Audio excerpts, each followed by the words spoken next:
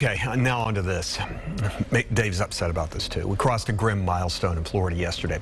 Florida Fish and Wildlife reported a record number of manatee deaths for the year so far, more than 1,000. That's the highest number since they began tracking the manatees in the 1970s.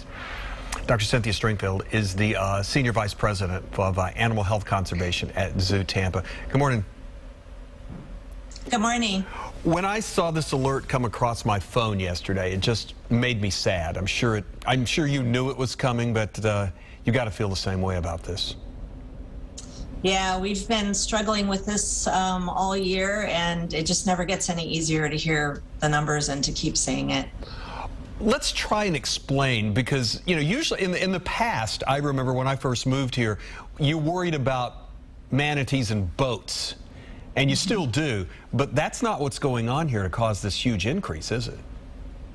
Right, exactly. There's, manatees face a number of problems, all of which we're trying to mitigate. The big one that happened this winter is a big die-off of the natural food that they eat. There's seagrass over on the East Coast.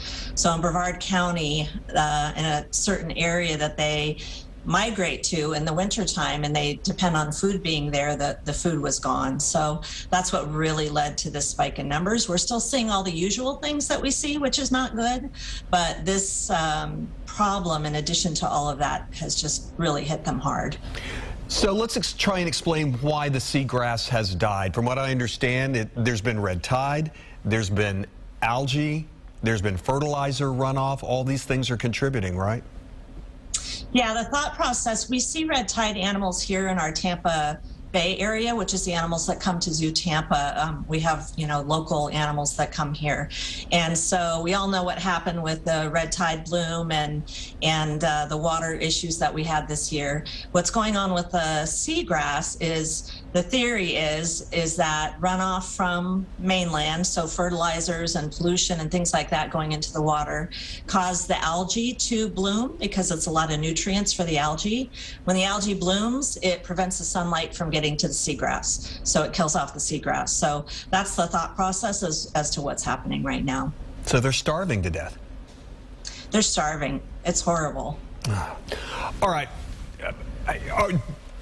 Okay, I'm gonna ask that dumb question, and I've asked it before, and I know there's an answer, but why not just throw a bunch of lettuce in the water? It's not a dumb question, because I understand why people want to do that. I would want to do that too. I think if I were in everybody's shoes. The problem is that it doesn't fix the problem.